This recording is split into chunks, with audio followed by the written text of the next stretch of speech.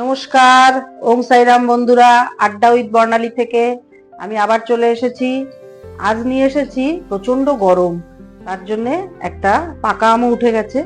পাকা আমের একটা রেসিপি নিয়ে চলে এসেছি। এটা একটা শরবত। এটা করতে গেলে কি কি লাগবে আপনারা সেটা দেখুন। প্রথমে লাগবে হচ্ছে পাকা আম, এটাকে পেস্ট করে নিতে হবে। তার সঙ্গে লাগবে এটা হচ্ছে একটু বিট নুন সামান্য লাগবে, আর এটা হচ্ছে তাল মিশ্রির গুঁড়ো, আর এই দুধটা আমি ব্যবহার করছি আমুলের। আর লাগবে আপনার গার্নিশিং এর জন্য একটু পেস্তা আর আলমন্ড গুঁড়ো করে নিয়েছি, আর এই যে কেশর। আর লাগবে আমার চিল্ড একদম জল। প্রথমে আমরা এই আমটাকে ভালো করে পেস্ট করে নেব।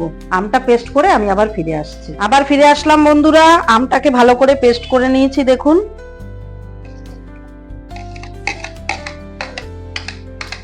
এই আমের পিউরিটা আমি বোলটার ভিতরে ট্রান্সফার করলাম। এটা হচ্ছে তাল মিশ্রির গুঁড়ো। এবার যে যেরকম মিষ্টি খাবেন সেই বুঝে দেবেন। আমার আমটা মিষ্টি আছে মনে হয়, তার জন্য আমি 2 চামচ দিচ্ছি।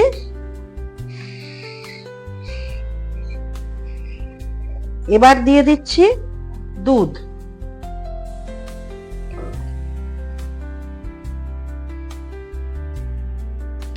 শরবত তো সাধারণত সবাই একটু হালকাই খায়, তো এটা খুব বেশি হালকা হলে কিন্তু ভালো লাগবে না। তো আমি এরকমই করছি, একটু বিট নুন দিচ্ছি। আমার চামচটা তো খুব বড়, তাই 2 চামচ দিলাম।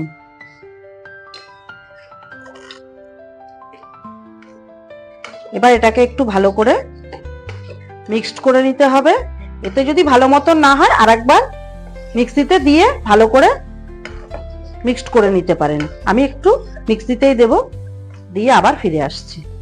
দেখুন বন্ধুরা, আমি মিক্সিতে একবার একটু ঘুরিয়ে নিয়েছিলাম, তার জন্য দেখুন এটা থিকনেসটা এরকম হয়েছে।